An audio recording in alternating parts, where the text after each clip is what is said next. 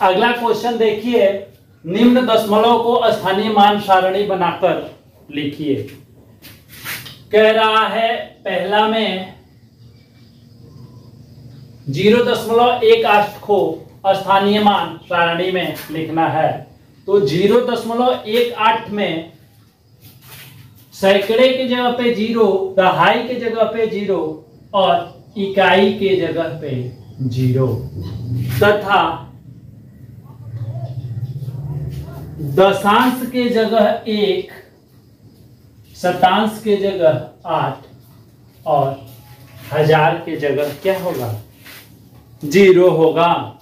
इसी प्रकार बी में सैकड़े की जगह पे 0, दहाई के जगह पे 0, इकाई के जगह पर 3, दशांश के जगह पे 0, शतांश के जगह पे 7 और हजार के जगह पे 0।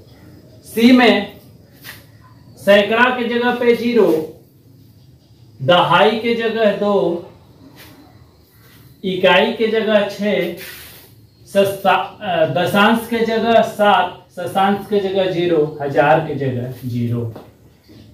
डी में कह रहा है सैकड़े के जगह 1, दहाई के जगह 2, इकाई के जगह 5 और दशांश के जगह 3, शतांश के जगह 6 और हजार के जगह 0।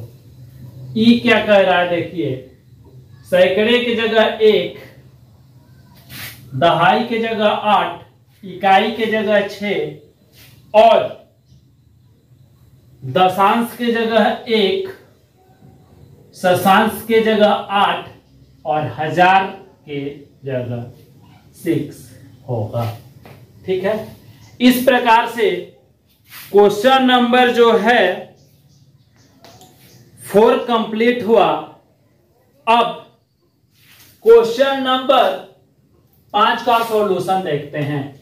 कह रहा निम्न में से प्रत्येक को दशमलव रूप में लिखिए। तो इसको दशमलव रूप देने के लिए ध्यान से देखिए, 2 दशांश 3 शतांश, याद है कैसे लिखते हैं हम लोग? तो इसको लिखेंगे 10 + 9 19 दशमलव 2 दशांश और 3 शतांश। इसका आंसर जो होगा 19.23 होगा। अगला बी का होगा 11.0.5 शतांश। इसका आंसर होगा 11.005 11.05। अब इसका देखिए, इसमें क्या है? तो इकाई के जगह पे कुछ नहीं है, तो 0.6.7 शतांश और 3 हजारवां भाग है, तो इसे लिखेंगे 0.673। अब डी को ध्यान से देखिए, 25 जमा 3/10 प्लस का 5/1000। तो इसे हम लोग लिखेंगे 25 का 25.3 दशांश और 0 शतांश और 5 हजारवां भाग, तो 25.305 इसको लिखेंगे।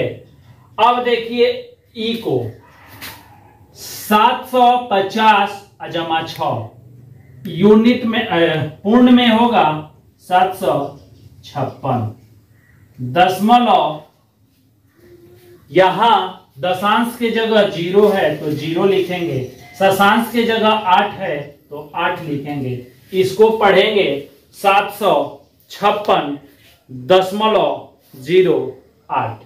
ठीक है, अब क्वेश्चन नंबर 6 को ध्यान से देखिए। जिस प्रकार 0.16 को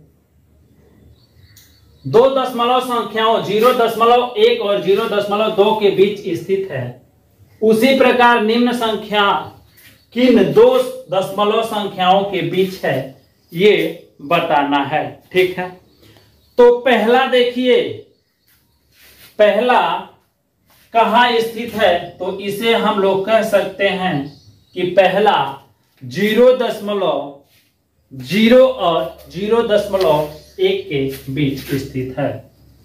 पहला कहाँ स्थित है, तो इसको कह सकते हैं 0.0 और 0.1 के बीच है।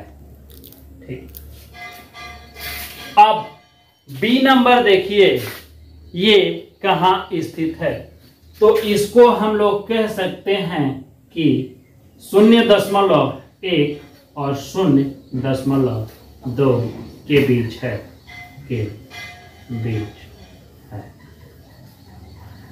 अब 0.1 और 9 सी जो है ये भी 2 दशमलव के बीच है, जिसमें पहला है 0.1 और दूसरा है 0.2। अब तीसरे को तीसरा हो गया। अब डी को देखिए, डी किन दो दशमलव संख्याओं के बीच है, तो पहला होगा 0.3 और 0.4, क्योंकि 3 किसके बाद आएगा, तो 3 0 के बाद, किसके पहले आएगा, तो 4 0 के पहले। ठीक है, अब कह रहा है ई में 0.92 किसके किसके बीच है, तो हम लोग कह सकते हैं कि ये 0.1 और 1.0 के बीच स्थित है। अब 0.67, 0.6 और 0.7 के बीच है, क्योंकि 6 7 0.60 और 0.70 के बीच में स्थित है। अब क्वेश्चन नंबर 7 को ध्यान से पढ़िए। कह रहा है इन संख्या को आप भिन्न में बदलिए।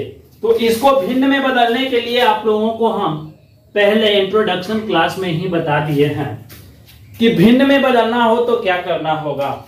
ये संख्या जो दिया है इसको ऊपर में लिख लेंगे और दशमलव के जगह 1 और जितनी भी संख्या है उसके लिए 0 लिखेंगे।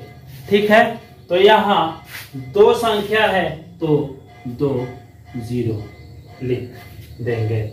अब इसको कटाएंगे तो 1/2 क्या होगा, यही होगा इसका आंसर। ठीक, अब अगला बी को देखिए। बी क्या कह रहा है, तो इसमें 5 को दशमलव के जगह 1 और 2 ठो ये है तो 2 ठो ये लिखेंगे। तो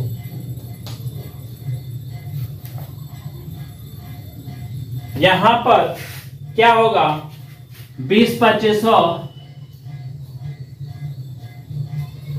1/20 आंसर होगा। ठीक है, अब इसके बाद इसको देखेंगे। इसको लिखने के लिए जो नंबर है उसको ऊपर लिखेंगे। दशमलव के लिए 1, जितना नंबर है उसके लिए 0। 25 से कटाएंगे 3 बार में और 25 से कटाएंगे 4 बार में। 3/4 क्या होगा, भिन्न का रूप होगा इस 0.75 का। अगला डी 0.125 को भिन्न में लिखने के लिए हम लोग क्या करेंगे, 125 दशमलव के लिए 1 और कितना अंक है 1 2 3 तो 3 0 लगा देंगे। अब इसको ध्यान से देखिए। अगर 125